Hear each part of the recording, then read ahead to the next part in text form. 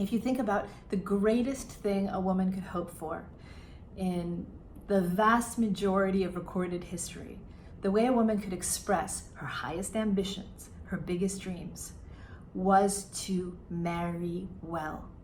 Meaning that a lot of the conditioning, a lot of the practices, a lot of the habits and behaviors that we're taught are taught specifically for us to be marriageable.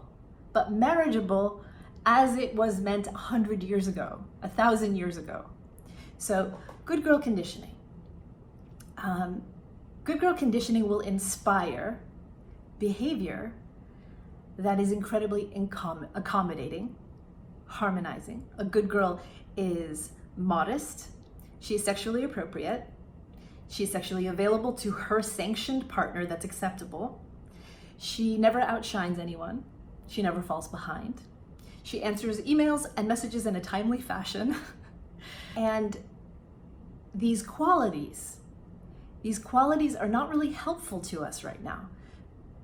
No good girl in the sense of good girl conditioning, has ever really made a significant impact in changing the world. She doesn't ruffle feathers, she doesn't upset the status quo, and it's exactly the status quo that needs changing.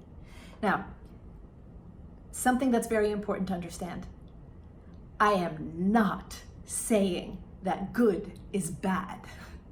Being loving, being nurturing, being the voice of harmony and diplomacy is not a bad thing at all. These are incredible virtues. In fact, they are such precious treasures that they need to be used consciously. And when we're on good girl autopilot, accommodating, harmonizing, agreeing, holding back, making sure not to make anybody jealous, when we're doing these actions unconsciously, there is no choice. So we cannot decide when to deploy them with awareness. We cannot decide where they are appropriate. And the truth is that love, true, pure love for self and other, has many faces. Sometimes it's quite ruthless. It involves calling somebody out. Sometimes it's very nurturing.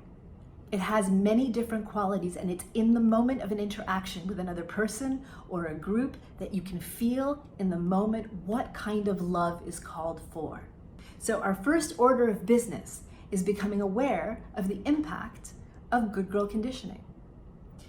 Because the issues and the problems that we face in this world today will not be solved by the same way of thinking that we have been using all along. The methods that we have, there's a tendency when there's a method and it doesn't work for us, instead of abandoning it and coming up with something new, what do? As good girls, we double down and try harder. So none of that here. None of that here.